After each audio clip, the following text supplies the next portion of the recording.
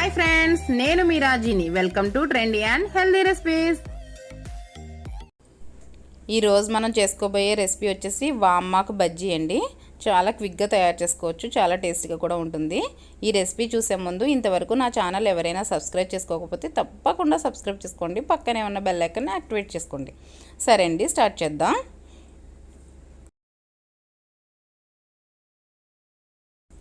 ముందుగా ఒక కప్పు శనగపిండి తీసుకుంటున్నాను. అందులో కొద్దిగా బియ్యం పిండి, అలాగే కొద్దిగా పసుపు, ఒక హాఫ్ స్పూన్ కారం, అలాగే కొద్దిగా సాల్ట్ వేసుకుందాం.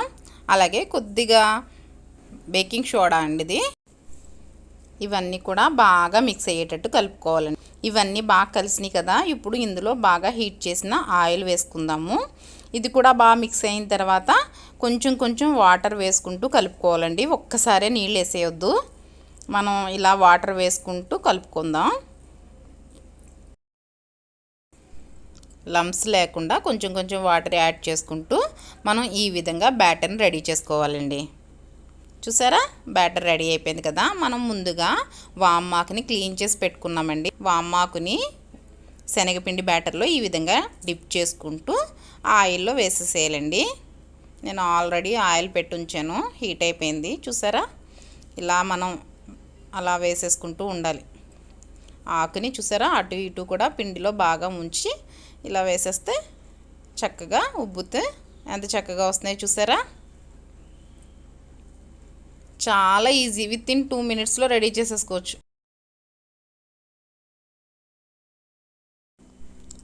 గోల్డెన్ కలర్ వచ్చేసినాయి కదా, ఇంకా తీసేసుకుందాము.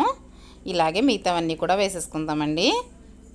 నేను చెప్పిన విధంగా బ్యాటర్ని మిక్స్ చేసుకుంటే బజ్జీలు పొంగుతూ కరెక్ట్ షేప్లో అందంగా వస్తాయి.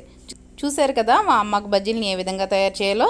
తప్పకుండా ట్రై చేయండి. ఏ విధంగా వచ్చిందో కామెంట్ సెక్షన్లో తెలియచేయండి. ఈ వీడియో కనుక మీకు నచ్చినట్లయితే ఒక లైక్ చేయండి, మీ ఫ్రెండ్స్కి షేర్ చేయండి. మరిన్ని సింపుల్ అండ్ టేస్టీ రెసిపీస్ కోసం మన ఛానల్ని సబ్స్క్రైబ్ చేసుకోండి. Bye friends.